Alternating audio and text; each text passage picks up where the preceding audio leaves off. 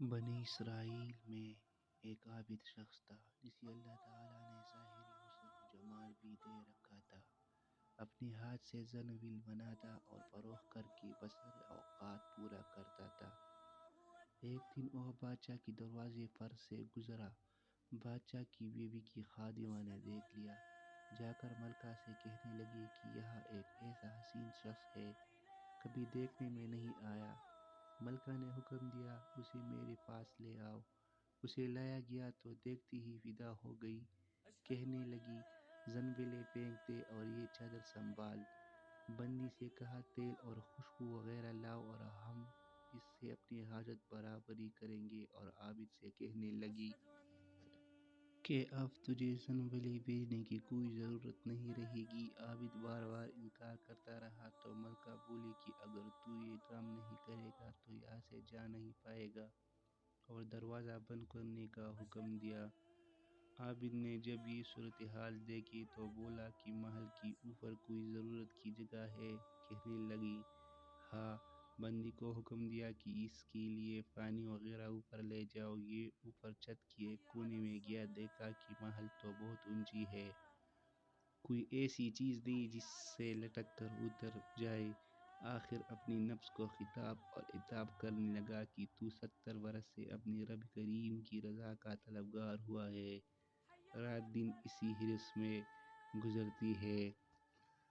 تجھ پر ایک ایسی شام آئی ہے جو تمام محنت کو ضائع کر دے گی۔ اللہ تجھ سے بڑا کوئی خائن نہ ہوگا۔ اگر یہ شام تیرے عمل کو فاسد کر دے گی تو اللہ کو کیا منہ دکھائے گا؟ عرض اسی طرح اپنے آپ کو خطاب و عتاب کرتا رہا۔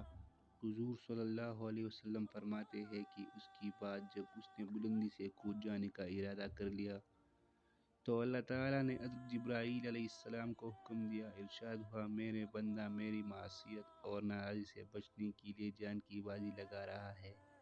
جا اپنی پروں سے اس کو تام لے اور اسے ذرا بھی تکلیف نہ ہونے پائے۔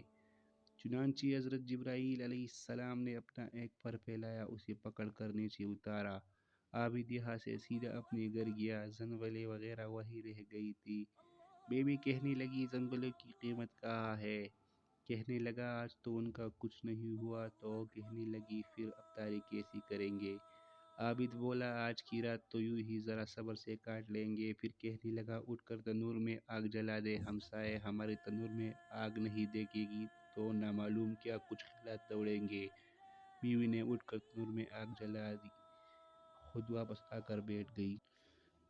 ایک پڑوسی آگ لینے آئی، پوچھا تو جواب ملا کہ خود تنور سے لے لے۔ یہ عورت آگ لے کر واپس ہونے لگی تو گھر والوں سے کہنے لگی، بہن تو یہاں بیٹھی باتیں کر رہی ہے اور ادھر تیری روٹیاں پک چکی ہے، بلکہ جلنے کو ہے۔ عورت نے اٹھ کر دیکھا تو تنور بہترین روٹیوں سے بھرا پڑا تھا۔ عورت نے انہیں برتن میں رکھا اور خاوند کے پاس آ کر کہنے لگی، تیرے ساتھ اللہ تعالیٰ کا یہ خوشحالی کا معاملہ تیری بلند درجے کی وجہ سے ہی ہو سکتا ہے، لہٰذا تو اللہ سے دعا مانگ کہ ہماری باقی کی زندگی خوشحال اور فراخی میں گزارے۔ عابد کہنے لگا کہ یہی حال اچھا ہے، لیکن عورت کا اصرار بڑھتا گیا، حتیٰ کہ عابد نے دعا مانگنے کی حامی بھر لی۔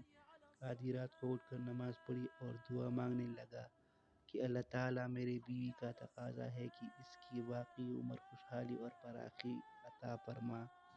اتنی میں چھت پھوٹ پڑی اور یاقوت اور موتیوں سے بھری ہوئی تشتری نیچے آئی، جس سے تمام گھر چمک گیا۔ عابد نے بیوی کا پاؤں ہلایا کہ اٹھ جا اور جو مانگتی تھی سنبھال لے۔ عورت بیدار ہو کر کہنے لگی، جلدی نہ کر، بس مقصد کے لیے تو نے نہ ہی جگایا ہوتا تو اچھا ہوتا۔ میں خواب دیکھ رہی تھی کہ سونے کی بہت سی کرسیاں بچھی ہوئی ہیں، لیکن ان میں سوراخ ہے۔ میں نے پوچھا، یہ کرسیاں کس کی ہیں؟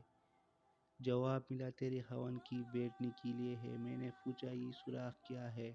جواب ملا، یہ وہی نقص اور کمی ہے جو دنیا کی جلد بازی کی وجہ سے واقع ہوئی۔